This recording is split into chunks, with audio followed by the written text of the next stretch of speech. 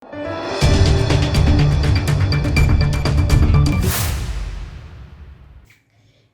દર્શક મિત્રો, આપ જોઈ રહ્યા છો લોકમૈત્રી ન્યૂઝ। હવે જોઈએ અગત્યના સમાચાર।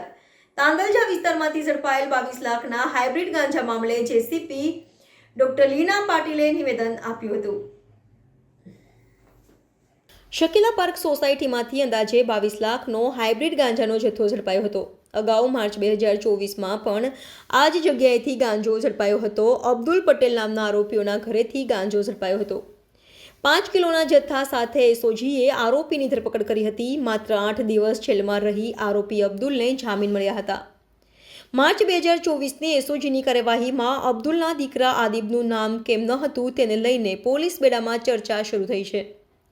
સમગ્ર મામલે કેટલાક પોલીસ કર્મીઓ ઉચ્ચ અધિકારીઓની રડારમાં આવ્યા છે। સમગ્ર મામલે મોટી કાર્યવાહી થવાની પણ પોલીસ બેડામાં ચર્ચા છે। માર્ચ 2024ની તપાસ યોગ્ય થઈ હોત તો પિતા પુત્ર સહિત વધુ જથ્થો પકડી શકાયો હોત।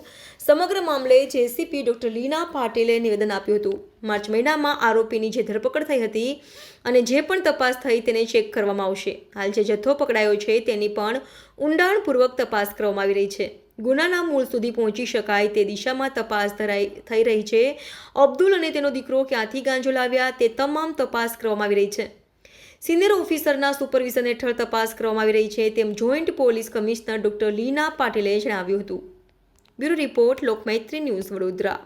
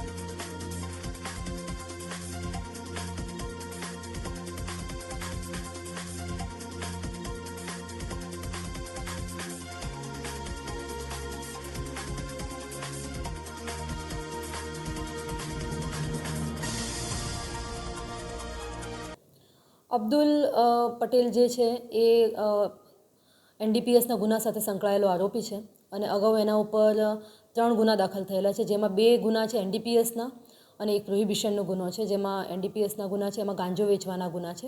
આ વખતે આપણે એસઓજી દ્વારા એની ઉપર હાઇબ્રિડ ગાંજાના જથ્થા સાથે એના દીકરાને પકડ્યો છે અને બીજા દિવસે એને પણ ધરપકડ કરવામાં આવી છે।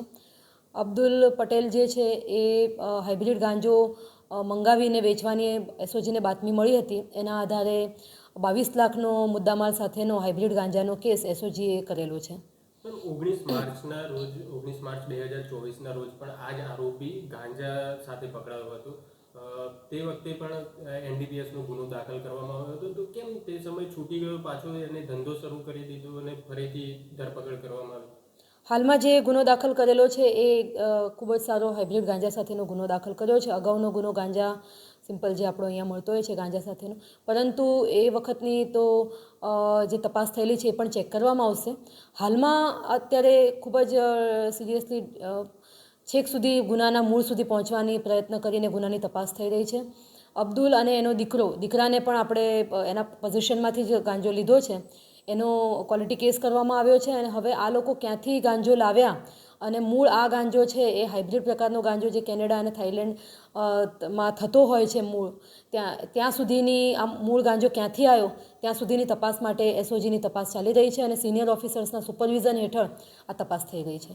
મેમ, આ પ્રકારના કેસમાં કોઈ દાખલો બેસે એવું થઈ શકે એવું ખરું? શ્યોરલી અમે ખૂબ જ ડિટેલમાં ટેકનિકલ સોર્સિસના આધારે અને એના આધારે હાલમાં તપાસ કરી રહ્યા છીએ અને દાખલો બેસે એ રીતના ઇન્વેસ્ટિગેશન કરીને અન્ય આરોપીઓને પણ અટક કરવા માટેની તજવીજ ચાલી રહી છે.